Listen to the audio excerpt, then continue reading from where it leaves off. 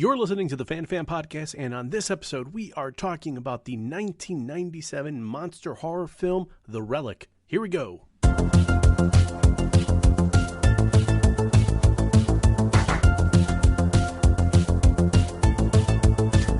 Wait, what? Like Herbie 2. I don't know what Herbie 2 is, but I feel like he goes to Paris. Well, Bernie, one of those Herbie movies Bruce Campbell was in. Is that the reboot one with Lindsay Lohan? It was He's in the reboot one before that one. Got it. Okay. Yeah, I want to do it next. I fucking love that movie. Well, now you guys are Herbie just goes to medieval England. Yeah, that's what I'm gonna stretch it. I'm gonna stretch it, Pete. Now you guys are just infringing on my side podcast, the Herbie Chronicles. So you guys can leave it for Herbie that. versus Sam Raimi's car. Oh, yeah. So do that, but do Herbie of that. Oh, nice. Yeah. So it's possessed by a deadite, and it goes on hijinks. Yes. All right. Well, we're going to use that. We got to get to talking about The Relic. I have my intro here. If you guys don't mind me sharing your accolades. Okay, but Scott and I have won Emmys in addition to being nominated, Bernie. Okay? Emmy winning, not just nominated. You're listening to the Bernie Gets Berated podcast. I'm one of your hosts, Bernie Gonzalez, non-Emmy It's an honor just to be nominated. It's an honor. It's an honor just to be on this podcast. It's more of an honor to win. All right, Pete, as fellow co-host, you and I have not won any Emmys, but Yet. let me Yet. But let me share the names of some of the very kind, generous people who have volunteered their time, who will all sound more accomplished than certainly I do. All right, so let's go around the horn here. Michele Brittany, she's a writer, editor, photographer, pop culture scholar. You can find Michelle's blog and more info about her work at michellebrittany.com. She, along with partner Nick Diak, co-hosts the HP Lovecast podcast dedicated to the works inspired by Lovecraft. Speaking of Nick, you can find him over at nickdiak.com, essays, blog, links to his social media. The man likes peplum or sword and sandal media, along with tiki and cocktails. Also, Josh Pruett at Zombie TARDIS on Instagram and Twitter, Primetime Emmy award-winning writer, author, and storyboard artist, and he's worked for Mystery Science Theater, Phineas and Ferb, Last Kids on Earth, and rounding us off here, Scott Peterson, also an Emmy award-winning writer and producer, an animator, visual effects artist on movies, including Terminator 2, Die Hard 2, Batman Returns. Folks can find him at flagrantproductions.net. And Scott, we're talking about a movie that you were on the visual effects crew for, The Relic. I worked on the blob. I was trying to think today if I actually did any work on The Relic or if I just sat around everybody else that was working on The Relic.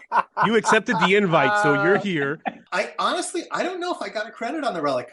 So many of my friends worked on it, and I was around them the whole time they were working on it. And there are scenes like the creature coming off the table. Anytime you see the full character, it's not Stan Winston. And so I can name all the people who did it, but I don't know that I actually touched a frame. We'll just keep that all in the episode anyway, because you did do visual effects work for Time Cop, Tank Girl, Jingle All the Way. So I'm sure there's some great input from your experience, Scott, that you'll be able to contribute to this movie. Let's go with it. Again, Pete and I are not Emmy Award winners, so there's no professionalism that we need to have at all. So Pete, he was the voice in Stan Winston's ear, as far as we're concerned. There we go. From the producer of Aliens 33% Homo sapien and Terminator 2. Are you telling me that thing's part human? Comes the next evolution Gradual extinction of the human race. of terror.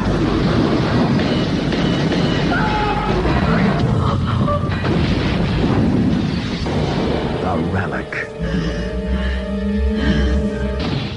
So for those folks that are not familiar with this movie, came out in January 1997. So if you wondered where Bernie was, I was in the theater watching this movie with not many people because it didn't do very well at the box office, but it did do well in my heart because it's a movie that has lived on. I think it's fair to say it's a cult classic. A movie that was part of, and we'll probably get into this, early 90s monster movie explosion that certainly was prompted by the success of Jurassic Park. But the movie has a lot of context that we'll get into. The movie taught me how to say the word hypothalamus, so it's got a lot going for it.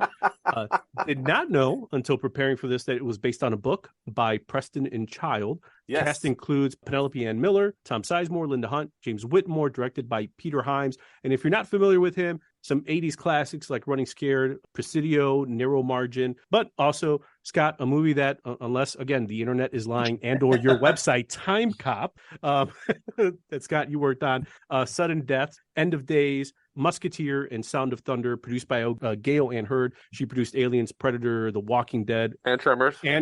Yes, and absolutely. Yeah. And Peter directed one of my favorite films from when I was young, which may be before your time, but Capricorn 1. Oh, yeah. Really? Okay, did not know that. Okay, well, let's get into it. I saw the movie in the theaters for the first time, Scott, since obviously you don't remember if you worked on it. How did you see The Relic? Because it wasn't at the red carpet, I guess. I rewatched it last night to make sure I remembered what the heck was going on. Perfect, love it. Did it help? Yeah, yeah. And I remember it being better than it was. There were an awful lot of things where I felt like there were cheats or story holes. The effects are still fun, and some of the monster stuff is still really fun. But when Penelope decides after there's been a murder in the museum, I'm going to go into a dark exhibit all by myself at night and just look around and see what I find. Not the best. There's a little bit of that, yeah. Michelle, how about you? First time that you saw The Relic? In the theater. Okay. It's the first time I saw it. And for me, some of the plot holes made it not hold up quite as well. But the visual effects were great. Well, Scott may or may not have worked on them. We don't know. Yes. You may or may not be. You may or may not have worked on him up or offending him. There you go. Figure that out. But, This is my favorite comedic runner for this episode. There you go. So, Nick, after rewatching it, I went scrambling for whatever Blu-ray was out there, and of course, it's the most bare bones Blu-ray. The cover is terrible. It's just like some teeth. It doesn't even represent the movie. What are the special features? Trailer. So, when's the first time you saw it, then, Nick? Oh, definitely VHS. This would have been later 90s VHS fodder. I'm going to take the harder stance that Relic rules. Oh. Even though it's cobbled together from lesser movies, it is one of those few instances where the sum is greater than its parts. For a very rare 90s curio, and I do want to get into that later. I have a theory about that. I loved it.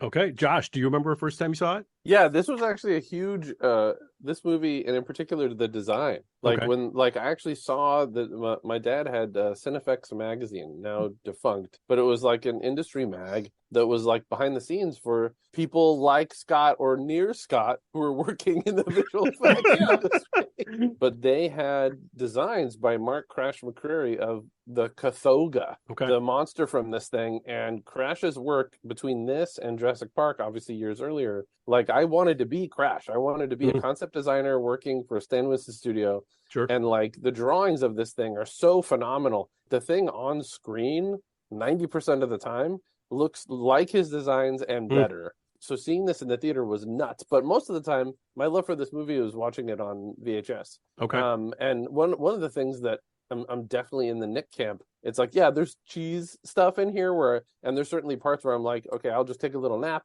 And then we'll get to the next part where the Kothoga shows up. It's a gorgeous movie, but I'm convinced that the version we've been watching on VHS for all these years, even the DVD copies, we're not seeing this movie in its glory. I think it's a long way off. Because Hyams has a DP's eye. I mean, the stuff is stunning. The way and not just the lens flares, but just the depth of field and the richness of the blacks in this movie. It all dies in the resolution of the one that we've been watching for years. So my hope is that somebody will get a hold of this thing and give us that scan. Because there's moments where you can see it, where you can see kind of how lush it is and how it's supposed to be. And then you get downstairs into that sewer sequence. You can't see anything. You can barely see the actors. It goes into silhouette mode, which in some ways is really effective. And then in other ways, not so much. All right, Pete. No. Finish us up here. How did you first see The Relic? Well, first, I will just, you're spot on, Josh. Through subsequent copies in VHS, the blacks and the shadows and the tone of that movie got completely lost.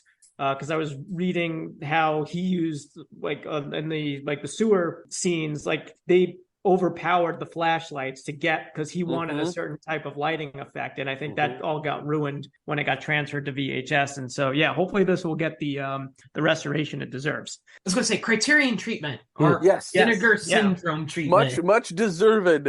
Oh yeah. Yeah. But as for myself, my first time seeing this movie was last weekend. Love it. So we keep coming across these films that I have not seen before. So like having these first time watches is great. I enjoyed it. It was much better made than I thought. I didn't have a ton of background on it. So I was really pleased. Again, like the cinematography, great. Like this looks like a really well-made film by a good to great action director. Practical effects, fantastic. The CGI holds up, I think, for the most part for that time period. And a special shout out, Clayton Rohner getting some work. Rick Morehouse from Just One of the Guys. Love to see him getting some work in the late 90s. So I was very happy to see that. And Audra Lindley in her last role as a coroner, Mrs. Roper. Oh yeah, just super excited to see her in something too. So I'm excited to talk about this movie. And I believe she was the ex-wife of James Whitmore. Yes. Okay. There's little connection there. You have to wonder if that was a little tension on the set there. All right. So I love context, except this time, the thing I normally do where I talk about the year the movie was released and other movies that were released in that year. We are all members of the Monster Squad. We grew up with King Kong, the Universal Monsters, Godzilla, Jaws, Alien, Predator, The Fly, the original, and then the remake as well. And I think this is certainly a byproduct of the success of Jurassic Park in 1993. And then all the different things that happened, right? The evolution of technology. You mentioned Josh Crash, and I remember watching the Light and Magic documentary. He was one of the fathers of the dinosaurs of Jurassic Park and the contributions he made to bring them to life. That contribution levels up the production for us as audiences, creates these new standards for what we think a creature feature would look like. And a conversation that goes back to, to Tremors that Pete, Josh, Scott, we had, and how that always felt like, especially now seeing this, Tremors feels like this kind of like in between artifact. It's like not an old school monster movie. It's not Ray Harryhausen, but it certainly leans more on practical effects, but it's not the 80s VHS late cable fare like Chud, where it's like, okay, well, Tremors is more. And then here comes the Relic that then, is a part of the Congo Anaconda, Deep Rising, Mighty Joe Young, Mimic that we've mentioned a few times, Lake Placid. It's part of that conversation because, and a little connection to Josh, people don't want to see Beast of Hollow Mountain anymore. Like every Jurassic Park, except for Nick, certainly, and always a Mystery Science Theater riff. P2. But if people don't want to see that anymore, and things like Carnosaur, Prehysteria just don't do it, then I think you get something like The Relic that comes in and levels up the monster game. So maybe less about movies that came out that year, but more about the context of why is this kind of underrated? Why has it become a cult classic? Because it's part of that evolution, that inflection point, I think, of what monster movies were growing up, what they were becoming. And they were putting money into it. I mean, and I know Nick's going to get into it, but it's like at that time, it's like, there's money on the screen on this movie. From the way it's photographed to the level of effects, this is not a 10-day Corman special. Yeah, this is $60 million on screen, of which maybe or maybe not Scott may have gotten some of. We don't know. That's how I bought this house. So I think what's kind of curious about The Relic is it did come out in a very specific time period that I don't think we can have again. So anyway, so the 90s, you had, post Jurassic Park and post, Berlin Wall coming down. And I say that because a lot of old monster movies were, similes for communism or some sort of existential threat or anything until we gave it a name, call it communism, call it Russia or whatever. But, after the fall of the Berlin Wall and then post Jurassic Park, what is we as Western, society, who's our enemy? We know there's not like critters in space anymore. It's more of this, there's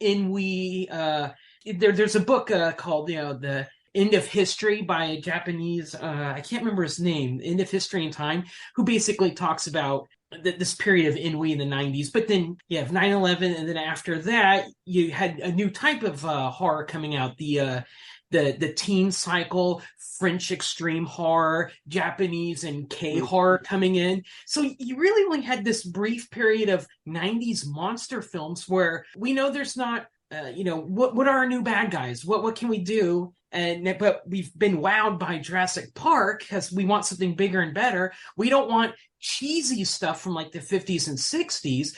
So I just kind of see the Relic as this existing in this time and place that it can't happen again, because the monster movies now have lost that kind of seriousness to them. They are kind of comedy. I mean, you get your horror seriousness from other types of horror genres. The new movies coming out like Barbarian and Skinamarink and whatnot. So I see the Relic as a relic of a very specific time of 90s monster films that I just don't think we can go back to, just because of we've progressed along. We had a window. But I feel like it's cyclical. It's like the zombie thing. Part of Tremors landing with a thud in our hearts, but landing with a thud when it came out, that wasn't what was hip. Something that's smart and with those kind of practical effects only connected to a certain group of people. And I think one of the things that was interesting, like Bernie, you're talking about context. It's like the book was huge. The book was building on, again, not just Jurassic Park the film, but Jurassic Park the book. So there were a lot of books that were coming out. They were well researched to a point. They were a little bit about gene technology. Like there's things adjacent in that, and some of that survives. Like I've read most of the book, and like the detective in it is really interesting. Like it's a character in Preston and Child. It's a series actually, and it's an FBI agent, right? Yeah, and like one of the detectives is like an albino. Like it's very, very different. And the Tom Sizemore character, it looks like what they did is they kind of blended a couple of these characters from the original novel. Okay. But there was this cycle of like, science, pseudoscience, post-Crichton stuff that was makes really sense. popular at the time. I was like 1990 was the Human Genome Project. 1996 was the cloning of Dolly the sheep. So you have to wonder, and obviously if you have a bingo card and you can now mark Berlin Wall and Skinamarink off your bingo card, because we've mentioned both. But you have to like going back to that inflection point, right? Like if the monsters of latter day have evolved, and now we're dealing with different things in technology, and we're using sci-fi, fantasy, and horror as a lens to view the current world, then what's happening in our world? Sheep are getting cloned. Well, how do we deal with that? And I think maybe that's where the Relic has pieces where it's taking horror tropes, it's taking sci-fi, and it's kind of mashing them all into soup, but still kind of, in a way, trying to address things that we're not fully addressing in society. Because, you get all of the scientific, ethical, like social implications of DNA. Well, then throw it in a monster movie, and then you get the Relic. This is going to sound really general, but it's like 70s were like the monsters are our neighbors / us. 70s into 80s, the monsters are inside of us. They're a part of us. The Thing, Body Snatchers, okay. Yes. And then it's like by the time we get into the 90s, then it's like we're cycling back up again. Like monsters can be monsters. They're going to represent all these things and be analog. But now monsters are monsters again. Obviously, like Jurassic is that gateway, but I think the fun of this is that they were willing to put money into it again. And I think that changes this game, that changes this paradigm in the most fun way possible. Because that means that they were pulling in Winston post-Jurassic and his team to design something cool. Perfect transition then. Let's go to Scott, because Scott, you mentioned like you have worked with some of these team members that worked with Winston and likely worked on this movie. And I think the monster in of itself is very unique in the fact that, and again, coming from a non-Emmy award-winning winner, but to be fair, either one of us could have worked on the Relic, because I have as much of a chance as you do now, Scott, based on this conversation. But that being said, for the 18th time, sorry, I'm just trying to get the bingo card winners here. It probably would be easier, right, to make this a more humanoid type monster from a production standpoint, but it seems like they actually took the more difficult road. Is that fair to say? Yeah, and I think anytime a movie tries to do a creature we haven't seen before, I give it much, much more credit. It's easy to do the guy from the Black Lagoon, and it's a guy in a suit. We've seen that 100 times. But this wasn't a it was sort of a lizard. It was sort of a monster. It was sort of and the way it's introduced in the film is with these little shots. I mean, it's in the shadows for the first half, and then maybe you'll see a foot or a tail or a tooth. They really did a great job of creating something we hadn't seen before, and then that slow reveal, so that we have to figure out what the hell are we fighting against. It's one of my they even call it in the film a chimera, which is a monster you don't even hear about in pop culture or whatnot. And the chimera is like, if you think about it, the ultimate monster because it's a combination of other monsters. It's everything. Yeah. Which feels like a better name for the movie, just in hindsight. Yes. Chimera, beast, or mutation or something. But anything that the reviewer can't use as a joke to make fun of the title. Yes, 100%. That would be helpful. Yeah. Now, in that reveal, Scott, is it fair to say, from your experience, the progression of the reveal for the monster, does it kind of evolve from more practical effect in the slow reveal, under the stall in the bathroom, quick shot into shadows? Is that here's a bit more of a practical shot until it eventually kind of goes full CGI towards the end? Yeah, absolutely. So you get to a certain point where Stan Winston, with all his amazing abilities, can't make a full-size creature jump off a table or run up and grab somebody from behind and rip his head off his neck. You can do those things in close-ups, or you can do those things with an interesting camera angle. But if you want to see the whole thing, which eventually we do in this movie, that's when they started relying on the CG. I was getting some hints of The Thing, where you've got like Rob Bottin is kind of giving carte blanche from John Carpenter to be like, this can be anything because this organism's come from space and it's absorbing all these other life forms for thousands or hundreds of years. So go crazy and let's create something that no one's ever seen before. And I think that seems to be kind of what was the directive here as well. And having not read the book, I don't know how, the creature was described in the book, but it sounds like the effects team, again, were able to kind of just be like, okay, well, let's just let our imaginations run wild and get something on screen that's never been remotely seen before, which is kind of cool. And it has some of my favorite implied monster movie bullshit. It's like this, like it's where they imply that the ingestion of these hormones is actually turning the Kothoga is ostensibly a person. We don't really see a transformation scene. It's mostly off camera, and the book has similar notions where you're just like, I'm sorry, wait a minute. Like the guy took a bad aspirin and he became that. Like that's the implication. And there's like 7 steps that are just not addressed. And he regrows and turns into this thing because of the what, Bernie? Well, it's interesting that you mentioned because hypothalamus. But it's interesting they use the beetle. Yes. The beetle to me is like exposition, right? Yes. We can get the audience to understand.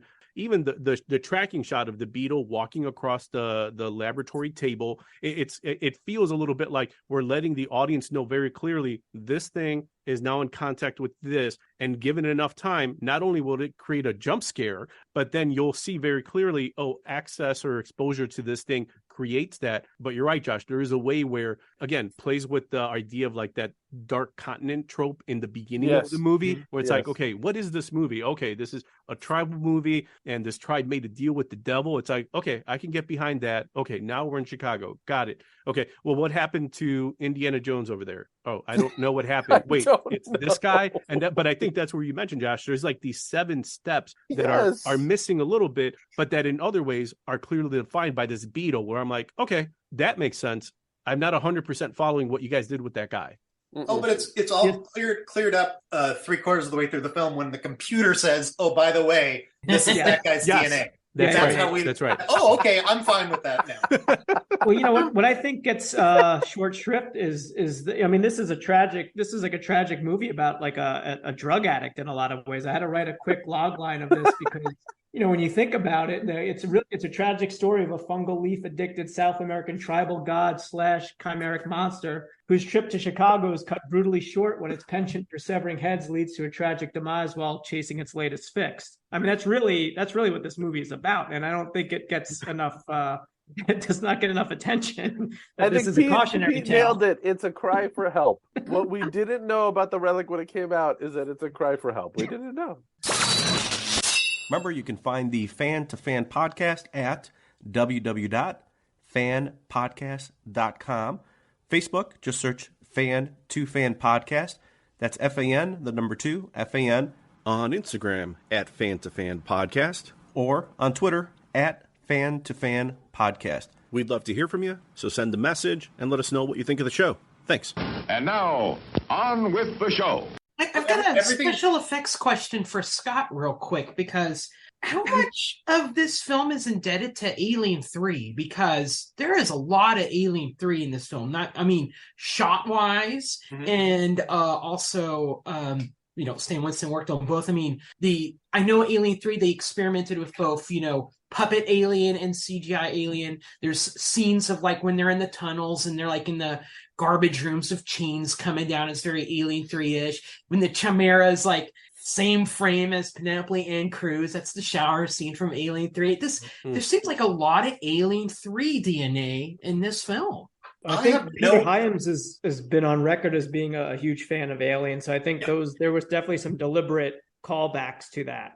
Yeah, especially the face-to-face with the monster. It's like, oh my God, it's the exact same shot.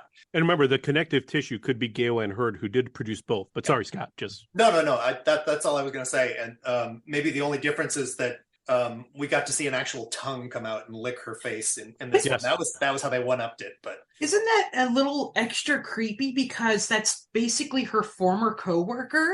Oh yeah. And in the movie they don't really have any backstory. Oh, he's in this office, I'm in this office, different fields. But I guess there's this implication that when he's in the office, he's perving around from a distance or something, which is this creep factor. It just kind of came out of nowhere, which was interesting. Sort of like the Tom Sizemore losing his dog in a divorce. It's just there. Yeah. Nick, have you ever worked in a museum? That's actually not uncommon for people to lick people from other departments.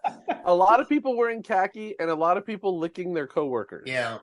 I gotta say, the museum setting is probably one of the biggest highlights of this film, because this is years before Night at Museum, and the setting in this, the museum itself and all the cool exhibits, even though it's I'm going to go explore the superstition exhibit by myself for a scare that doesn't need to be in here, just to pad out the red time. But aside from that, it's a fantastic setting. Yeah, Michelle, I would love to get your POV on this, because as of somebody who saw it in the theater and somebody who's now made so much of her career talking about genre material, where does this sit for you? Like the experience of this movie, or what stands out for you?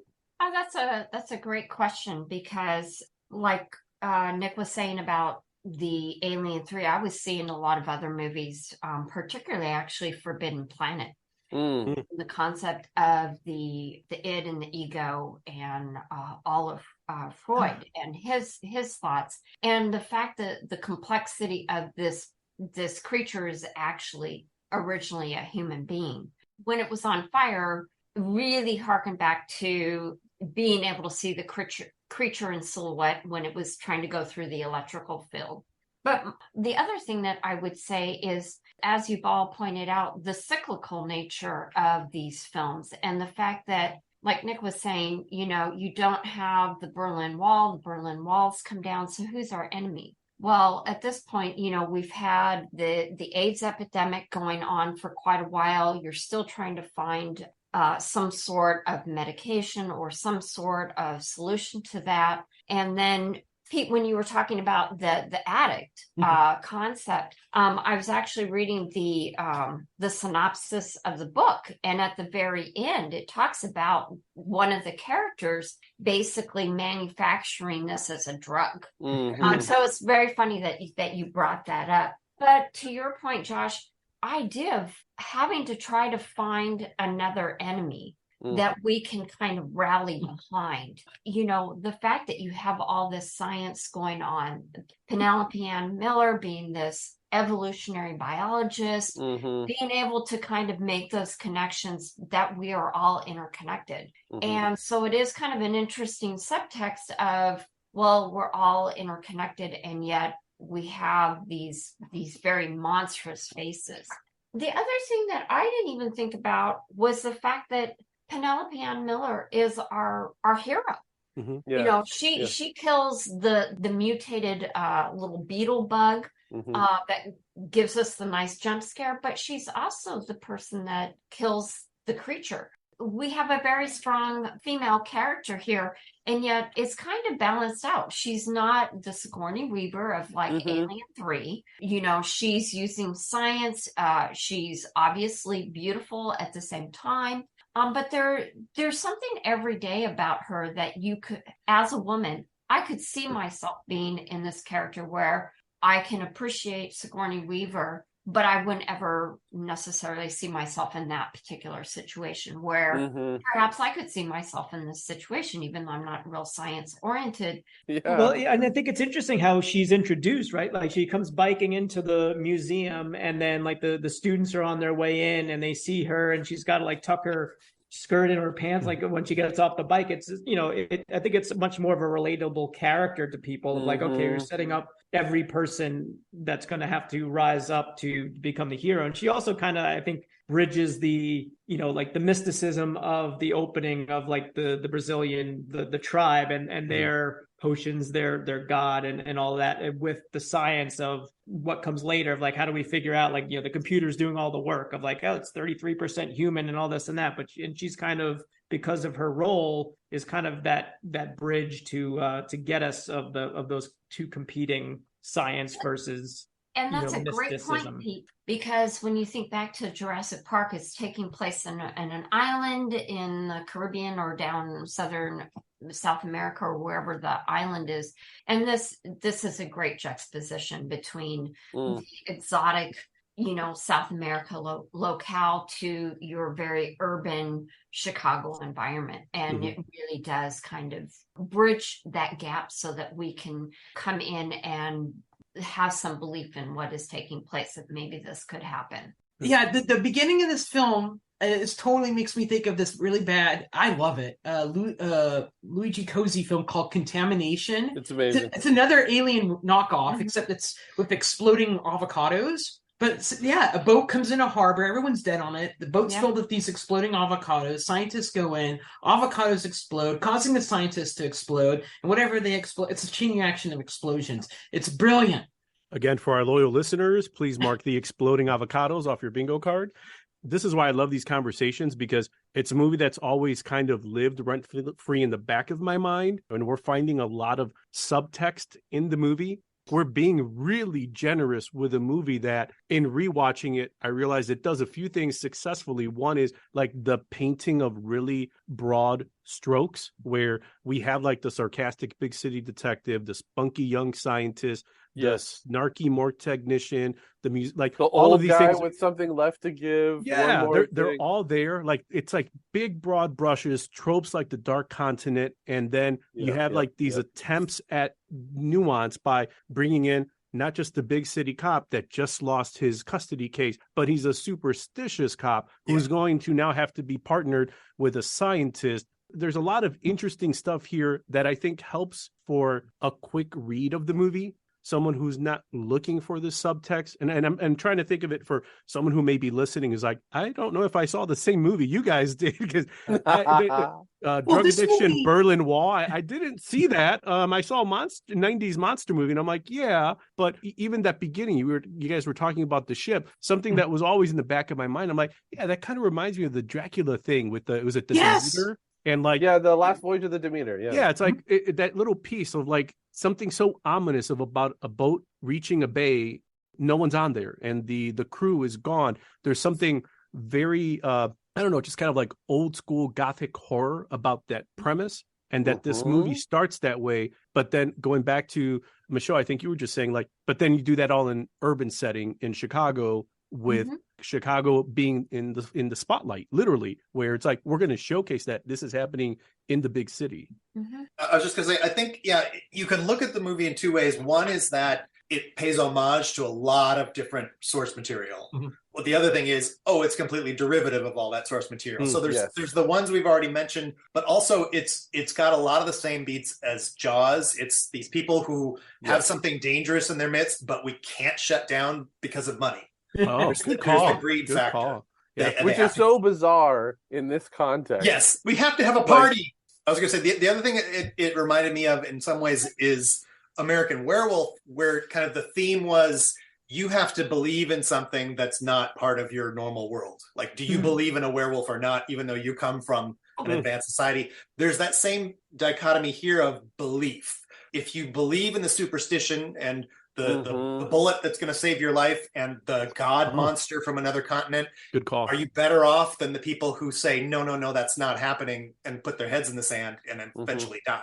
That's a good point you brought up about the bullet, because watching it this time around, I'm like, oh yeah, like there's that little bit of like a nod to characterization by giving this link to like, here's why this man is superstitious in a museum that has a exhibit on superstition that is very like for a museum exhibit, it feels very pop culture friendly. That is the exhibit I would imagine I would see at the Field Museum when recently I saw they had a marble exhibit, because that will literally get asses in the seats. People will come to see a prop from Iron Man in the same way that they would come to see that quick montage shot where you see a bunch of umbrellas and you can just imagine the little placard that would explain maybe where that superstition comes from. It's like there's just enough here in this movie, but I think that's a great point, Scott, where it's like you could see it as derivative or like some sort of genre soup that it's cooking that could be kind of tasty. You just have to add a little salt or something. I want to take that one step further, because I think building on what everyone's adding, I think we're nailing it. I think it's like the Kothoga. The Kothoga is this chimeric creature, but so's the movie. Like the movie is actually made up of all these Frankenstein parts, like Nick mentioned. And what it makes me think of is it's the Las Vegas buffet of monster movies. So you go there and like, you're not going to turn down a buffet. It's a good deal. You're going to get your money's worth. But when you're done eating, you're full, but it's not very filling. Like it's not going to last you very long. And that's a good point, Josh, because if you compare this to a really good steak, assuming steak is your thing, you might look at this compared to Jurassic Park. It's hard to live up to the standard that Jurassic Park set up in '93, and then the Relic kind of lives in the shadow of that. But it's also, I think, a different audience, because like we grew up with Harryhausen and Godzilla. So we see the 54 Godzilla, but for some people, the Godzilla to them is the Matthew Broderick, was it 1998 Godzilla? So that's their point of reference for kaiju and giant monster. And we've always talked, like Pete, we talk about the miniseries because we grew up on that. For us, that's like Alien Invasion. For other people, talk about another, I think, Roland Emmerich produced movie, Independence Day. That's what an Alien Invasion look. That's the touchstone for them. It's just because this is just a few years after Jurassic Park, you can kind of see why this could be it got swept under the box office rug and didn't live as long, except for people like us who found it in our mom and pop VHS stores. And when maybe Alien wasn't there, we're like, all right, well, we'll check this other thing out. I want to go off something that both Scott and Josh were saying, because I think this is probably one of the more critical things that makes this movie stand out. Scott was saying, talking about American Werewolf in London, you got to believe in the concept of the werewolf. And we've talked about earlier, what are our monsters? I'm going to say the controversial opinion here that, a monster stops being a monster once you give it a name. Like to me, like the universal monsters, I know they're called universal monsters, but to me, mummy is a mummy, a zombie is a zombie, a vampire is a vampire. They're unto their own thing. And so once you name something and identify something, it loses a bit of its scary factor because you now know what it is.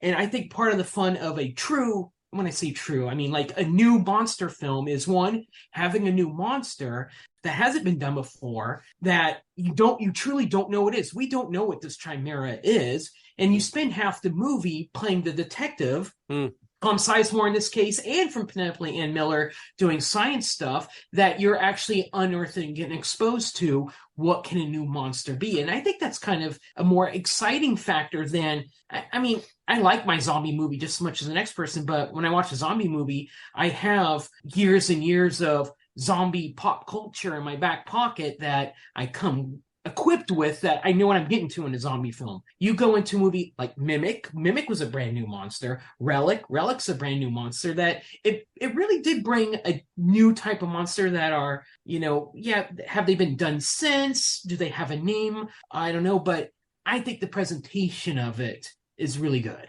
And kind of tie with the idea of the museum and the fact that they had a superstition. exhibit, which is not really scientific. It's more mythology based and understanding and having exposure to mythologies. That here's another case where you've got this other level going on. It's being critical of the museum responsibility of presenting science, and yet at the same time it understands that in order to get the people the butts in the seats, you have to kind of look at the more pop culture, and in this case it's more the mythology, the superstition. It's irrational, and yet somehow you have to find balance. And so you find a balance in the monster, but you're also subtext finding balance within science and what is pulp. I wanted to add it. Oh, go ahead, buddy. No, I just wanted to add something because Nick, you'd mentioned before playing the detective, and I know Nick, you're more of a gamer than I certainly am now in present day. But I grew up on Resident Evil and Time Crisis and whatever that dinosaur was. That was Dino Crisis. Dino Crisis, was it? Okay. This movie always felt like it would make a perfect survival horror style video game. There is one like it. There is. Parasite Eve starts the same way this movie is. Oh, it does, yeah. Because Parasite, I mean, there is a museum sequence very early, but the first sequence takes place in an opera house. Everyone's all gussied up. They're all trapped in there, and they all spontaneously combust, and it moves to a museum, and then, it deals with, weird DNA stuff and everything. But if you've ever played Parasite Eve, there's a lot of beats from that. The Relic has all those pieces where you could play the detective or the scientist or even the part of the dog. And, you have to guide people outside of the museum, and you would have your sewer set piece. Feels like it was built for that. It would be a perfect, if you told me there was a Relic horror, Resident Evil type horror game, I'd be like, yeah, for sure. That completely makes sense. Okay, well, for a movie that we had a lot to say about, more than I expected, because I'm glad that the Berlin Wall was well represented in a conversation about 1997's The Relic. Any last thoughts about this movie? We were talking about how this movie is like a hodgepodge of other movies and big old, because this movie is full of like cinema shorthands of, like the jerk, other scientist that's going from the grant. We know he's going to die. It's full of all that stuff. But the movie actually surprised us by breaking away from conventions. Like example, Tom Sizemore and Penelope N. Miller, they don't hook up. In fact, there's even a sequence where he's trying to get information from her. He's like, I'm not even trying to ask you out. So this movie does zig from those. And also, there are scenes that are hilarious in this film. The morgue scene where the mortician autopsy person, is rattling off everything for the recording. And then her assistant, says one line, says, never shuts up.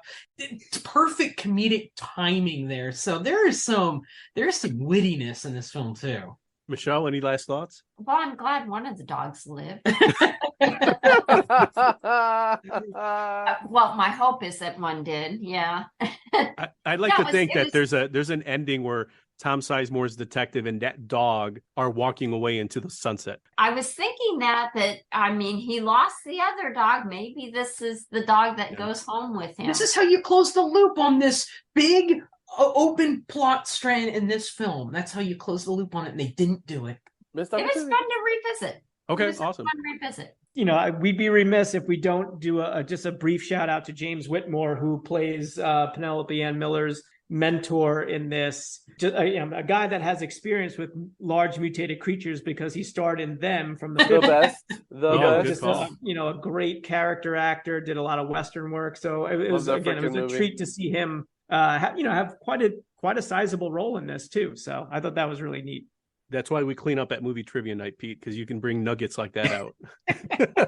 Josh, what do you think?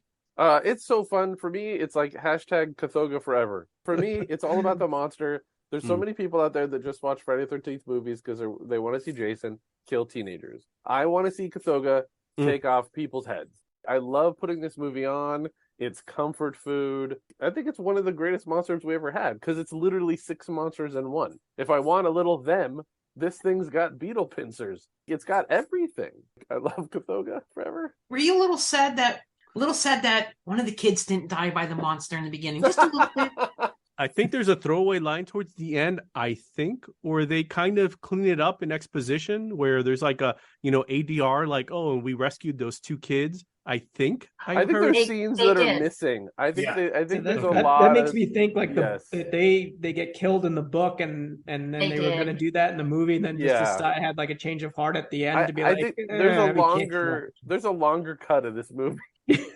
It's certainly not on the bare bones DVD that Nick you were referencing earlier that has the trailer. Scott, what do you think? Just piggybacking on what Josh said, I think if I'm ever writing a horror movie, I want to make sure there's a reason the monster doesn't just have to kill people. It has to behead them every single time. I think that's a fantastic gimmick. And why do they have to do that, Bernie? Bernie, why? What's the word you learned, Bernie? Hypothalamus. Yes! And that's the last bingo card. Thank you for listening to the Fan2Fan Podcast. That's how we end that episode.